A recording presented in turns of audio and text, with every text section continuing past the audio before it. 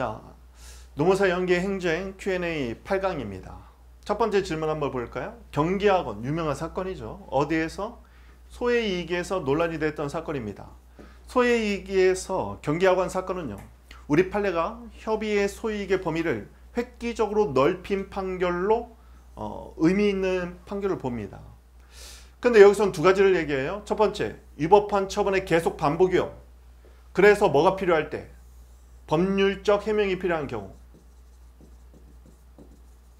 두 번째, 단계적인 일련의 연속된 절차로서 키워드, 후행처분은 선행처분의 적법을 존재하죠. 그래서 선행처분의 하자가 후행처분에 승계되는 관계, 하자 승계죠.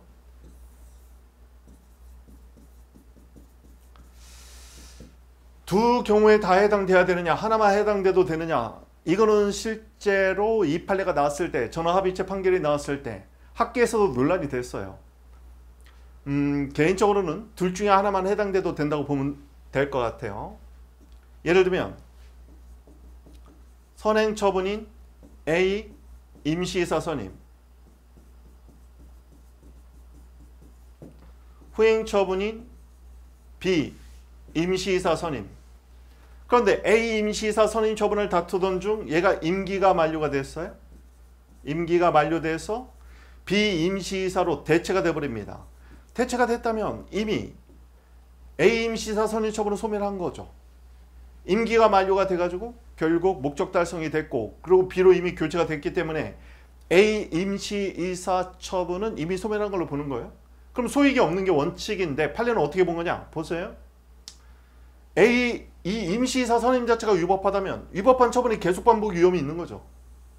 그래서 법률적 해명이 필요해. 그렇다면 이미 소가 제기된 A 임시이사 선임 처분에서 임시이사 선임이 위법한지를 판단해 준다면 그 기판력에 의해서 후행 임시이사 처분을 다 시정할 수 있게 되니까 국민의 권리구제가 되겠죠. 이런 경우에는 만약에 얘를 각하하면, 소이익을 못 갖춰서 각하하면 얘로 소 변경을 해야 되고, 그런데 다투던 중 또 바뀌면 어떻게 할 거야? 이렇게 소송이 남용되기 때문에 결국은 이미 소멸한 A 임시이사 선임 처분을 다툴 소익이 있다는 게 판례였어요. 근데 얘는 여기에도 해당됩니다.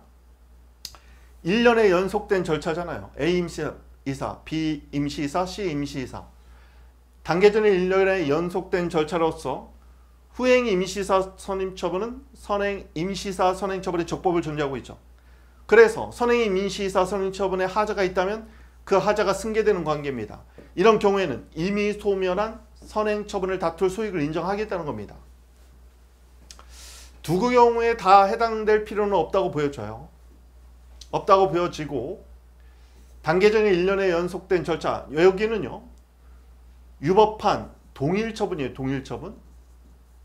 임시이사 선임은 둘 다 해당은 되지만 동일한 내용의 처분일 때는 이 앞부분을 그냥 가면 되겠고, 단계적인 1년에 연속된 절차는 오히려 우리가 앞에서 한번 배웠던 원자력 건설 허가와 관련해서 부지사전 승인, 부지사전 승인 처분이 있죠.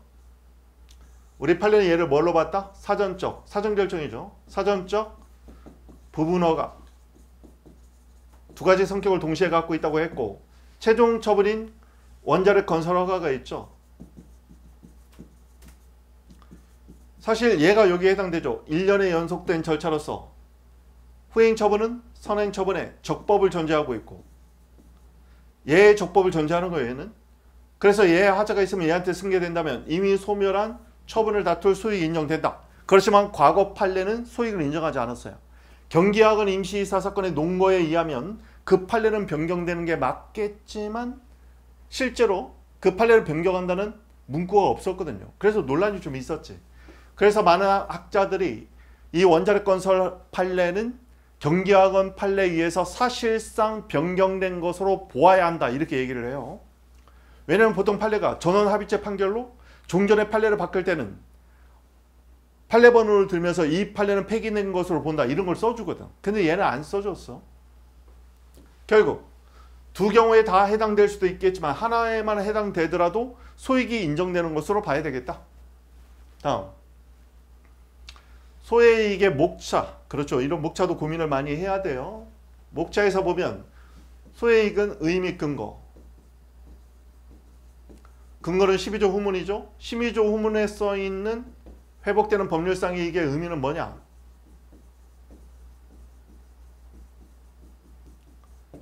그럼 회복되는 법률상 이익이 없는 대표적인 경우가 뭐냐? 이 지금 3번 얘기하는 건데,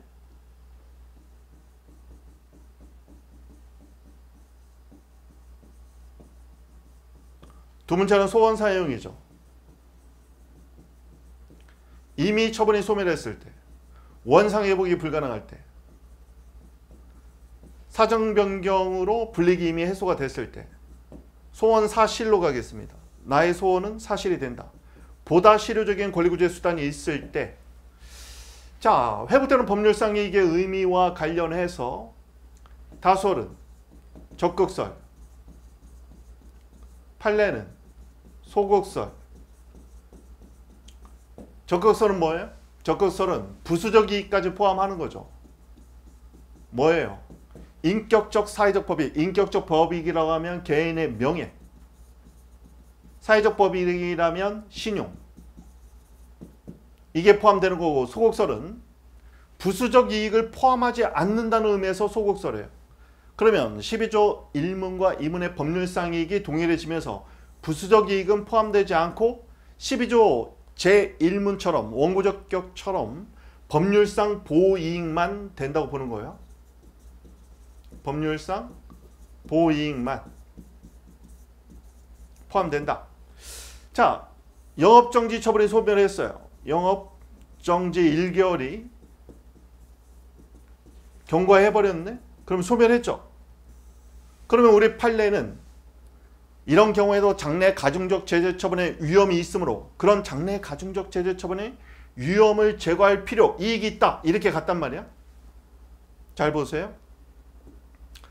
소극설인 판례는 영업정지 기간이 도과돼서 이미 소멸했더라도 장래 가중적 제재 처분을 다툴 장래 가중적 제재 처분의 위험이 구체적 현실적이므로 장래 가중적 제재 위험을 제거할 필요인 소액이 있다. 이렇게 봤어요. 그렇지만 다솔인 적극설을 취하면 신용회복을 위한 부수적 이익이 있으므로 소액이 있다. 이렇게 갈 수 있는 거예요. 근데 그렇게 써 있는 책들은 하나도 없지. 또 만약에 우리 시험에 나오는 해고를 다투던 중 정년에 달했어요. 그러면 지위회복은 불가능해졌습니다. 원상회복은 불가능해요. 이런 경우에 우리 판례는 뭐라고 얘기했느냐? 우리 판례는 만약에 해고 처분이 취소가 된다면 해고 이후 정년까지의 봉급을 받을 수 있는 거죠. 사측의 부당노동 행위에 의해서 노동을 제공하지 못한 것이기 때문에 이런 경우는 임금을 받을 수 있습니다. 그래서 판례에 따르면 봉급 등 회복되는 법률상의 이익이 있다. 따라서 소익이 있다. 이렇게 가지만 우리 입장에서는요. 만약에 다솔로 간다면 뭘로 가면 돼요? 개인의 명예회복을 위한 부수적 이익이 있으므로 회복되는 법률상의 이익이 있다. 이렇게 갈 수 있는 거거든 사실은. 그럼 우리는 어떻게 해야 되느냐?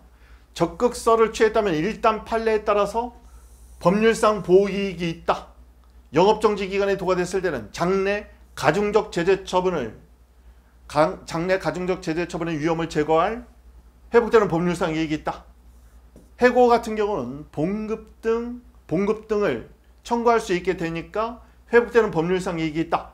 여기에 두 줄만 적으면 완전히 고득점 답안지가 돼요. 다만 적극설에 따르면 부수적 이익으로서 인격적 사회적 법익이 인정되므로 사안 같은 경우는 영업자로서 사회적 법익인 신용회복을 위하여 회복되는 법률상 이익이 인정될 수 있고 그게 부수적 이익이니까 해고 같은 경우는 개인의 개인적 법익인 명예회복이라는 부수적 이익 회복을 위해서 결국 회복되는 법률상 이익이 인정될 것이다. 이렇게 쓰면 되는 거예요. 결국 뭡니까? 부수적 이익을 포함할 거냐 포함하지 않을 거냐 논거가 바뀔 수도 있어. 근데 우리는 판례에 따른 논거도 다 써주고 적극설에 따라서 부수적 이익인 개인적 사회적 법익인 명예신용도 언급해주면 좋은 답안지가 되겠다.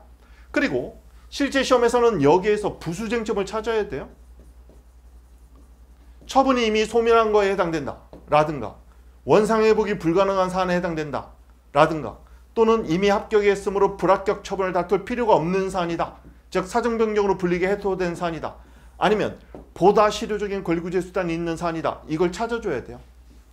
부수쟁점으로 소익이 없는 어디에 해당되는지를 찾고 이런 경우에도 예외적으로 회복되는 법률상 이익이 있는지를 찾아야 됩니다. 그래서 판례의 논문을 써줘야 되죠. 다만 판례뿐만 아니라 다소를 본인이 취했다면 적극설에 따른 결론도 언급하면 고득점 답안지가 되겠다. 자, 오늘은 여기까지 하겠습니다. 수고하셨습니다.